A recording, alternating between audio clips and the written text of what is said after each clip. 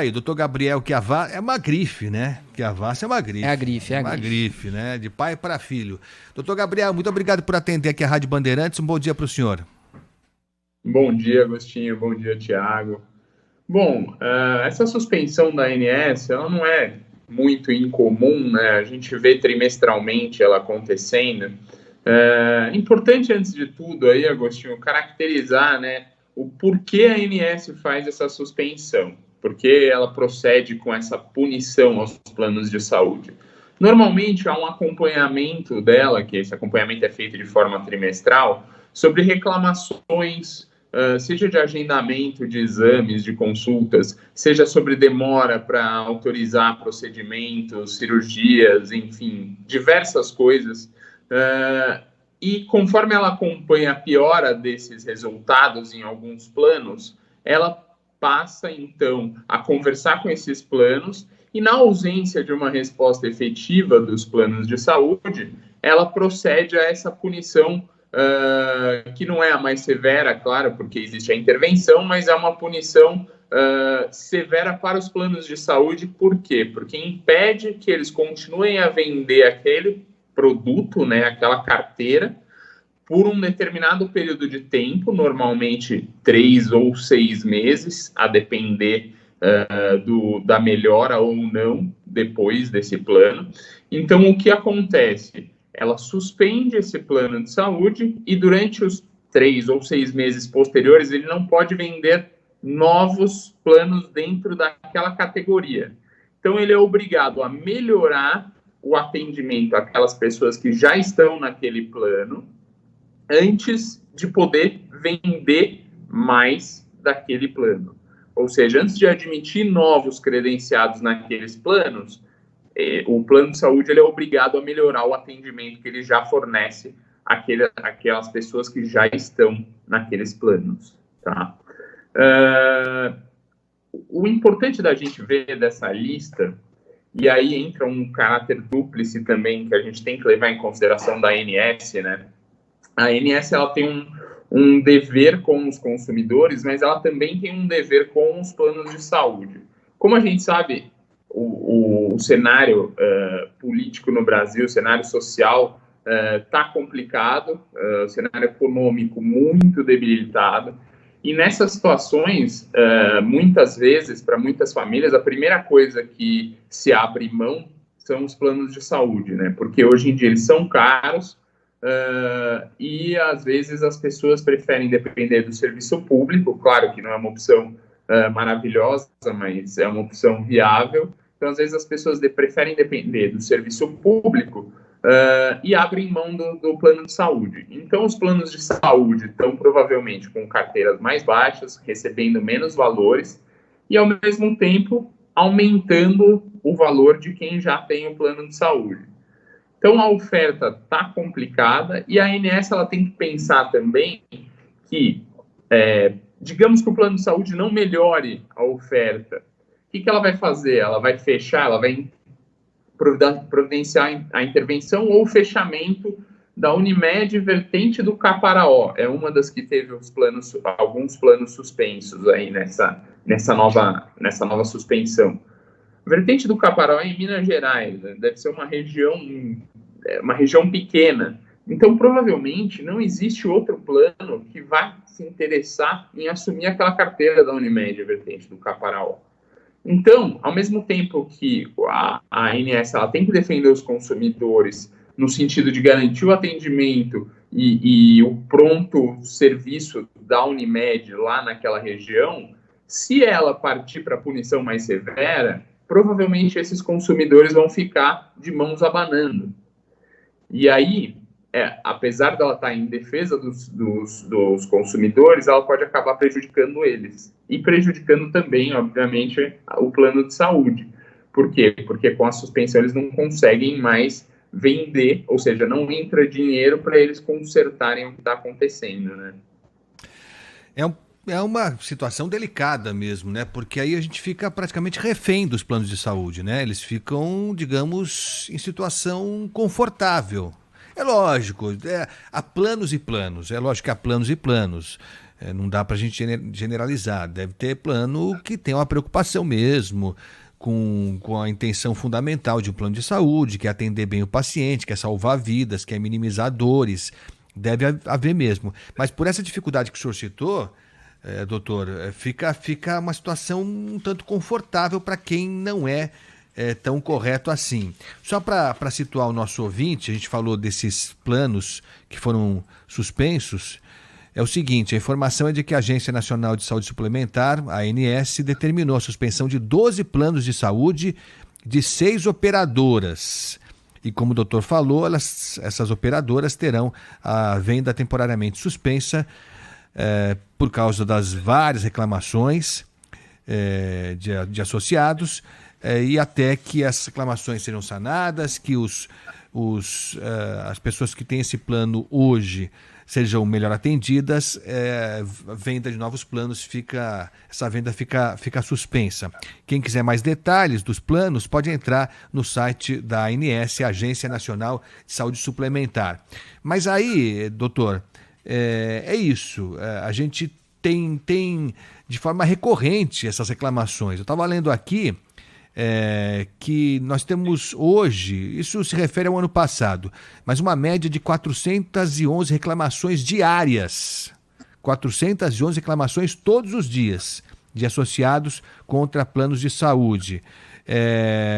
Entre janeiro e novembro, foram quase 138 mil reclamações. 138 mil reclamações de associados que, como regra, pagam caro para não usar o plano de saúde, porque é assim que funciona. Você paga. Na hora que você, por algum motivo, precisa utilizar o plano de saúde, você não tem o retorno de tudo que você investiu.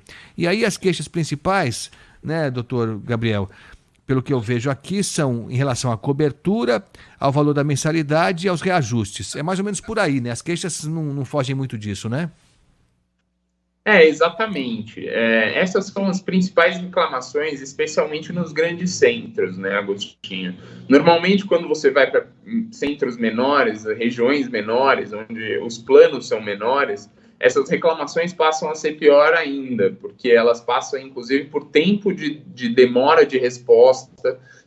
Às vezes a pessoa ela não consegue agendar uma consulta, porque o plano não libera a rede de credenciados, ou de repente é uma região, uma cidade tão pequena que tem 1, 2 médicos e a agenda está lotada, 1 ou 2 médicos credenciados, né? A agenda está cheia e eles não conseguem atendimento. Então, sim, nos grandes centros as principais reclamações passam por essa questão de carência, de aumento de mensalidade, etc. E como o mercado está muito, muito fraco, hoje em dia é muito difícil você ver um plano de saúde comercializando planos individuais, então vai todo mundo para o coletivo, para o empresarial, onde, especialmente nesses planos, o aumento anual que é autorizado pela ANS é elevado. Então, a gente fica nessa gangorra dos planos dizerem que não estão tendo retorno suficiente, e ao mesmo tempo a gente vê diversas empresas de plano de saúde lucrando muito todo ano, e do outro lado não fornecendo tanto para os consumidores, né? Então a ANS, ela, como um órgão também um pouco político, ela vai tentando balancear essas coisas. Agora, obviamente, como tudo no Brasil, existem muitas reclamações e poucas soluções. É isso. Aliás, o senhor falou que, como regra, as operadoras preferem, digamos assim, planos coletivos, né, aos individuais. E a questão é simples, né, doutor? A ingerência da ANS, o poder de controle da ANS sobre o reajuste dos planos coletivos praticamente não existe, não é mesmo? Exatamente, Agostinho. Não existe. A ANS ela tem pouquíssimo controle, na verdade ela simplesmente assina embaixo. É o que acontece, que a gente vê todo ano. A ANS ela deveria ter um controle maior, mas não sabe se por motivos políticos, motivações políticas, enfim, todo ano ela simplesmente assina embaixo. E infelizmente, o judiciário não entra nessa seara, né? Ele considera que a seara é da ANS, é da agência reguladora e vamos por aí. A realidade, como é que está o caso agora dos reajustes? Por exemplo, a gente teve um período, o senhor tem razão, quer dizer, o atendimento nos planos de saúde diminuiu bastante nesse período de pandemia, até porque as pessoas tinham receio, não saíam de casa no primeiro momento, tinham preocupação de procurar hospitais, com receio de contaminação. Isso aconteceu não só em relação a planos de saúde, mas a atendimentos do SUS também, né? A gente teve muitos casos de pessoas com doenças crônicas que dependeriam de um atendimento frequente que tiveram esse atendimento praticamente paralisado durante quase 2 anos. Isso também aconteceu em relação aos planos de saúde. Mas como é que está funcionando na prática? O reajuste está sendo de quanto? Há como negociar? Há como evitar um aumento despropositado ou não? Ou o associado está na mão do plano de saúde e não há o que fazer? Essas perguntas elas dependem de algumas coisas. Então é importante relembrar que durante o primeiro ano de pandemia, lá em 2020, né, o governo ordenou pela ANS que os planos de saúde não cobrassem as mensalidades, acho que foram dos meses de abril ou maio até dezembro de 2020. Então, os consumidores não tiveram que pagar as mensalidades daquele período, só que elas vieram no ano seguinte, divididas dentro das mensalidades seguintes, entendeu? Então, de qualquer maneira, além disso, há também os reajustes anuais. E aí, por que eu digo que depende? Porque depende se o seu plano é individual, existem alguns ainda, temos muitos clientes idosos que têm planos desde 1980, 1990, que têm planos individuais, depende se o seu plano é coletivo, porque se for coletivo, Agostinho, como a maioria das pessoas, digamos, entre 20 e 45, 50 anos hoje em dia, a maioria está em coletivo ou empresarial, esses planos não têm capacidade de discutir esses aumentos anuais.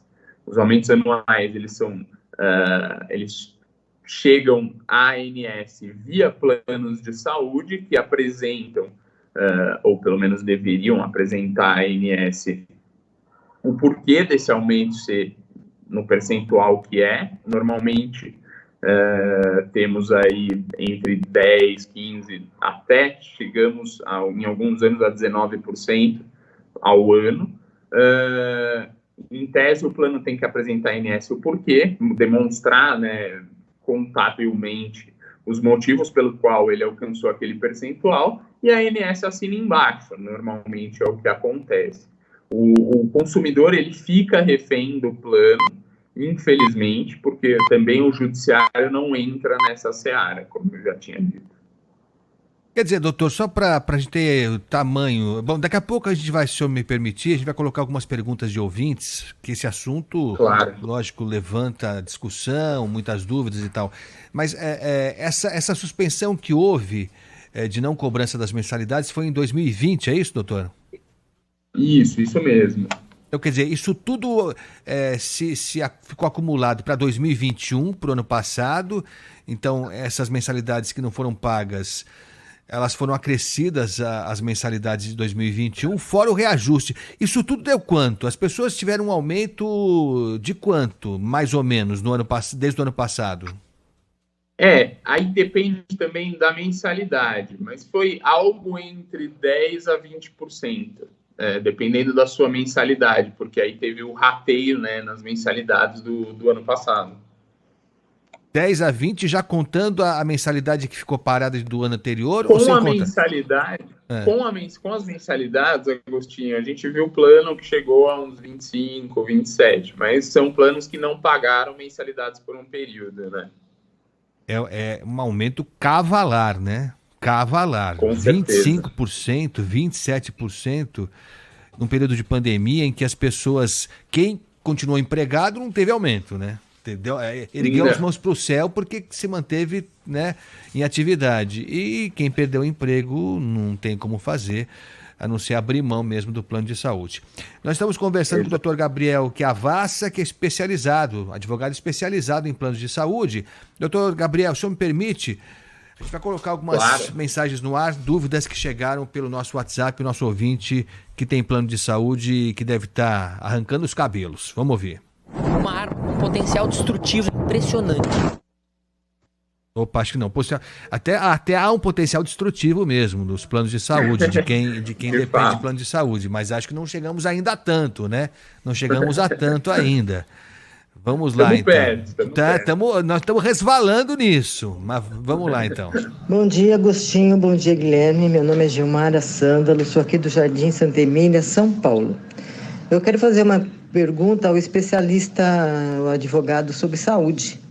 Eu trabalho numa empresa há 14 anos e já sou aposentada. E esse ano eu pretendo me desligar da empresa, né? Bom, enfim. Eu quero saber se a empresa,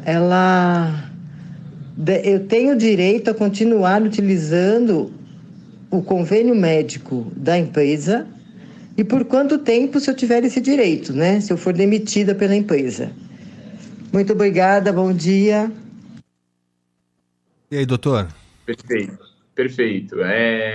Existem alguns detalhezinhos que teriam que ser analisados, mas em tese, todo empregado ele tem direito a continuar pelo prazo de 2 anos depois do término da relação empregatícia. Então, em tese, ela teria, sim, direito de permanecer no plano por até 2 anos, arcando ela com as mensalidades desse plano, né? Sim. Depois disso, não mais. Não mais. Tá certo. Vamos lá para a próxima pergunta, então.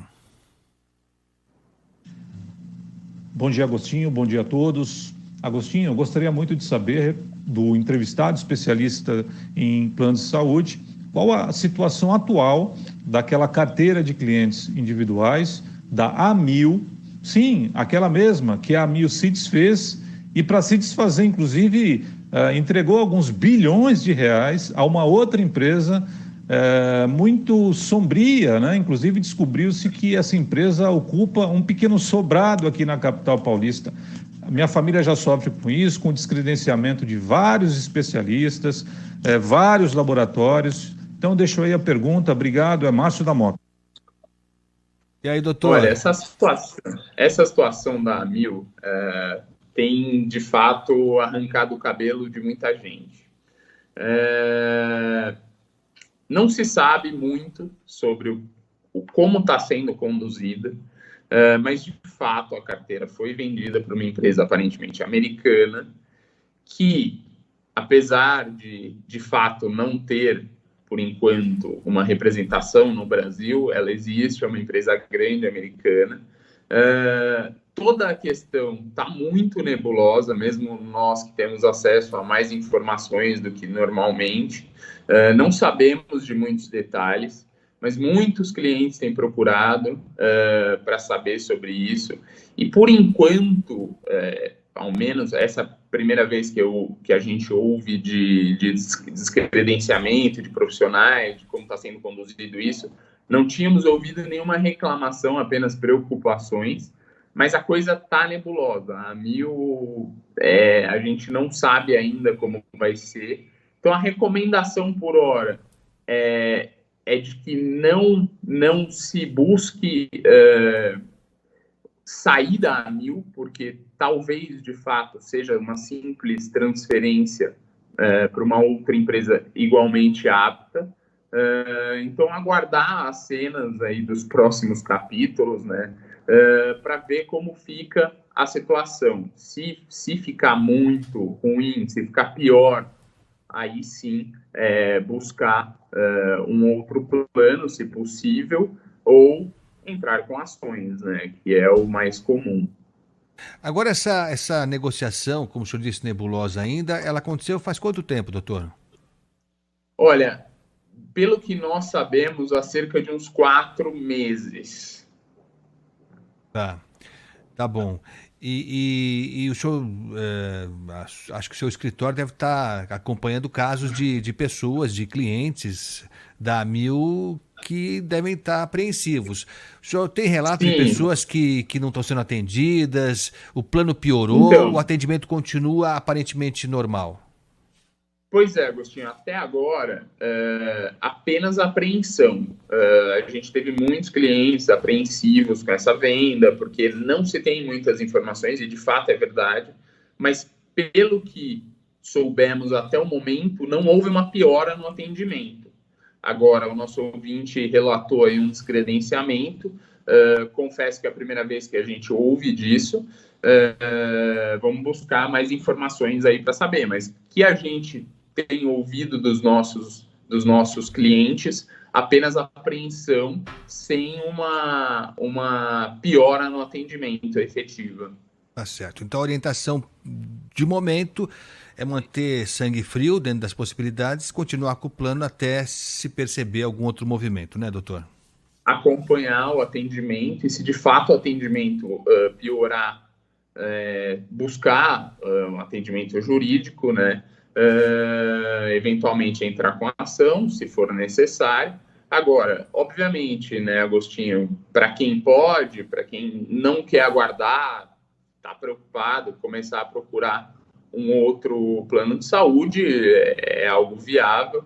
Agora, lembrando que existe carência, né, de 2 anos, então mudar de plano de saúde no momento vai ter que esperar 2 anos, ou vai ter que pagar um segundo plano de saúde durante 2 anos, pagando os 2 para não ficar sem cobertura. A gente sabe que o cenário econômico não é bom para pagar 2 planos de saúde no momento, né? Não, pelo amor de Deus. Aí acho que ninguém aguenta mesmo.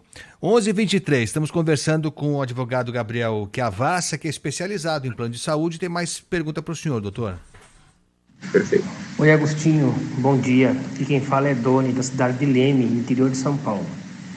Minha esposa tem o plano da Rap Vida e tinha uma cirurgia já pré-marcada, que já está há anos já tentando fazer cirurgia, e a médica marcou. E foi cancelada devido a não pagamento do plano para o médico. Então o plano não está repassando as cirurgias, então ela cancelou todas as cirurgias que tinha. E encaminhou a minha esposa para uma cidade a quase 200 quilômetros de distância para começar tudo de novo o tratamento. Eu queria perguntar, no meu caso, qual que seria a melhor conduta para fazer com o plano? E aí, doutor? Olha, Agostinho, nesse caso é difícil escapar de uma ação judicial. Com certeza é a ajuização de uma ação para forçar o plano a arcar com essa cirurgia, sem dúvidas. Pedindo uma liminar, né, para o juiz obrigar o plano a dar cumprimento nessa cirurgia. Agora, como é que se faz isso? É algo rápido na justiça brasileira, parece até piada, mas a gente está falando de uma questão de saúde, né? A gente não sabe a gravidade da situação. Aparentemente, pelo relato, era uma cirurgia agendada, não parece algo urgente, mas a doença não é urgente até que ela fica urgente, né?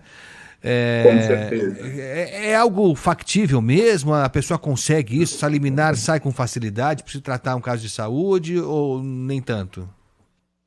Agostinho, quanto mais urgente a cirurgia for, mais fácil a obtenção da liminar. Então, basicamente, se o médico atesta que a cirurgia é urgente, é muito raro um juiz não outorgar essa liminar.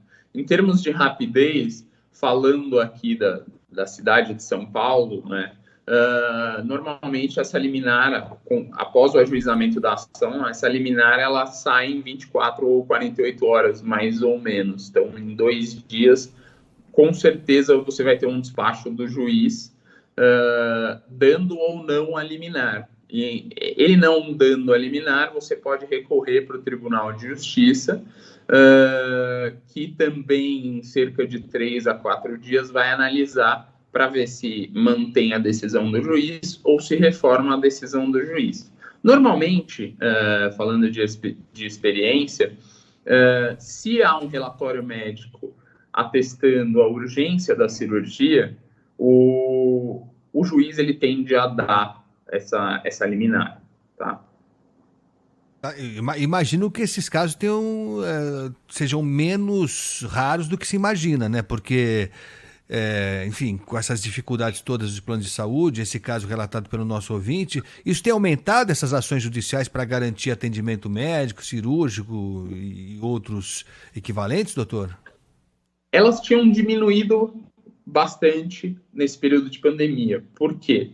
Porque, em alguns casos, são cirurgias eletivas em que o paciente ele pode aguardar, então a cirurgia não é urgente, apesar de ser necessária, não é urgente.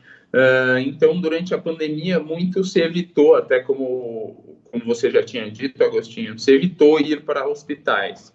Hoje em dia, elas já estão aumentando. Aquelas cirurgias decorrentes de casos de Covid, normalmente os planos têm autorizado todas.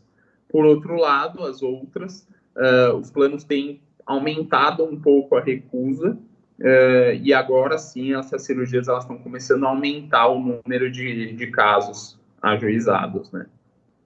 É uma pena, né? Uma pena mesmo.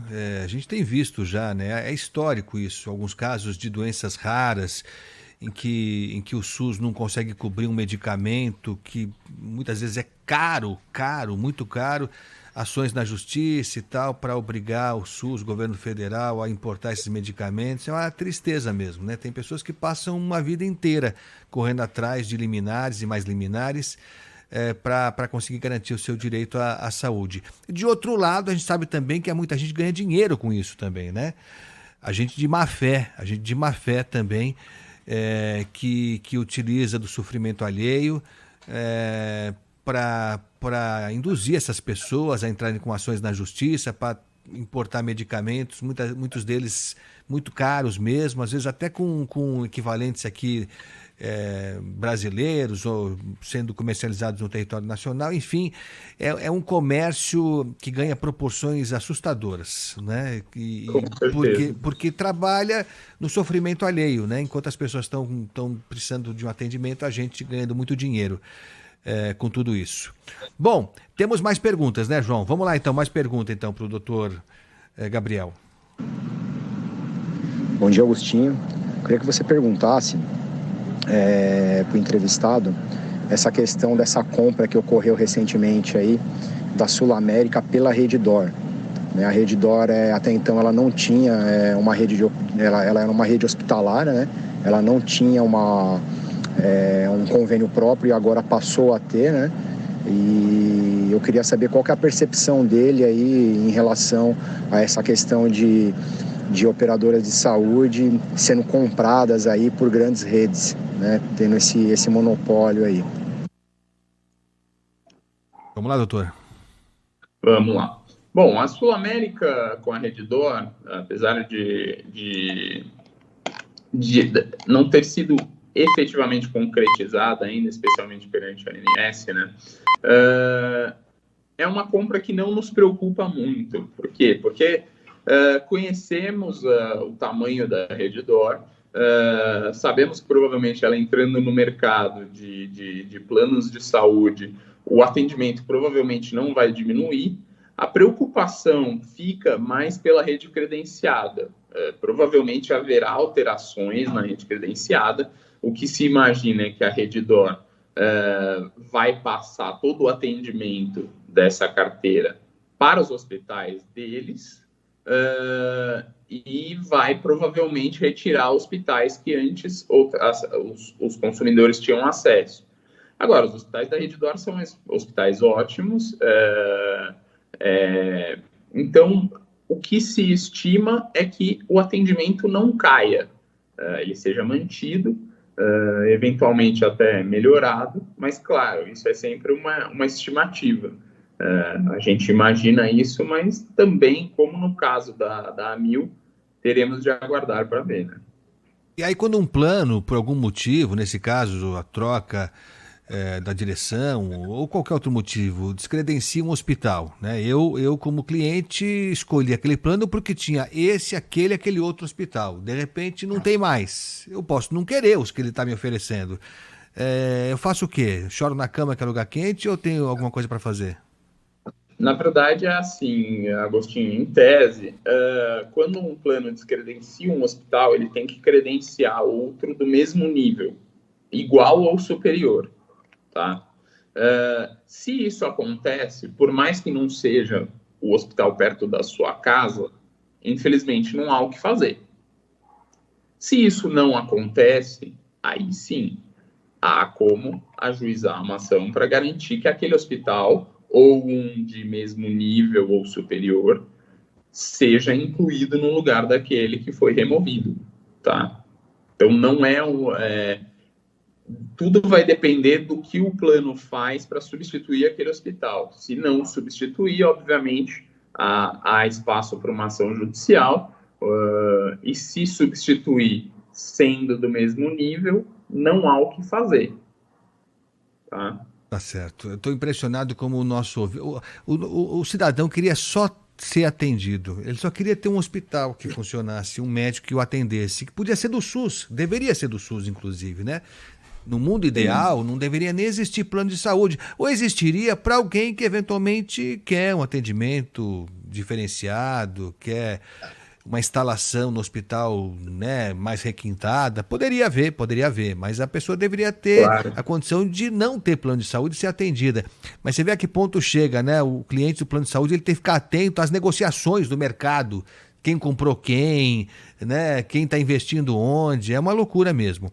Bom, a gente está aqui com o doutor Gabriel Chiavassa, especialista em plano de saúde. A gente podia ficar aqui a tarde inteira e mais 6 meses, que a gente ia ter assunto para tratar com o senhor. Mas a gente vai separar a última pergunta por hoje, mas já fica combinado que o senhor volta em breve para tratar desse assunto. Tá bom? Perfeito. Vamos lá então para a última pergunta de hoje. Bom dia, eu sou cliente do plano de saúde da Santa Casa de Santos há 22 anos e há uns 4 anos atrás o meu plano é o individual, né, executivo. O meu plano até 4 anos atrás eu tinha acesso a consultas no consultório dos médicos e o plano de 4 anos para cá cortou esse procedimento e só disponibilizou atendimento no ambulatório. No caso, o plano que eu adquiri, quando comprei, eu tinha direito a essa situação e simplesmente foi cortado. O procedimento que o plano efetuou foi correto? Em estar cortando o plano e só atendimento no ambulatório? Adilson de Santos. Obrigado, Adilson. E aí, doutor? Teríamos aí, Agostinho, teríamos de saber um pouco mais dos detalhes do contrato dele, claro. Mas, em tese, se ele tem acesso aos mesmos médicos que antes, se for em ambiente ambulatorial ou em ambiente de consultório, em tese não há muito o que fazer. Agora, se não são os mesmos médicos, tal como os hospitais, se os médicos não forem aqueles que ele contratou originalmente, ou seja, se existiu uma rede credenciada de médicos mais aptos, com uma formação, uma melhor formação, uma formação adequada para alguma especialidade, e isso isso decaiu no ambiente ambulatorial, aí a orientação é a mesma da questão do hospital. Há sim como reclamar e há sim como ajuizar uma demanda. Precisava entender, claro, os meandros do contrato dele e os motivos também da reclamação de por que nesse ambiente seria pior, ou, enfim, qual é a grande diferença, para verificar se haveria providência a ser tomada. Perfeito. Doutor Gabriel Chiavassa, advogado especializado em planos de saúde, que está com muito trabalho pela frente, hein? Eu vou orientar meu filho a ser advogado especializado em plano de saúde, que não vai faltar cliente para ele. Doutor Gabriel, muito obrigado pela sua gentileza, pela sua simpatia. Mande um beijo respeitoso para sua mãe, doutora Rosana Chiavassa, que sempre atende a gente aqui. Família, né? Grife Chiavassa. Doutor, muito obrigado mais uma vez e um bom dia para o senhor. Obrigado, Agostinho. Um grande abraço aí, um bom dia. Muito obrigado. A gente vai trazer, né, Gui? Vamos ter que trazer o doutor Gabriel, doutora... Eles, uma bancada toda aqui. Assunto não falta. Não falta assunto.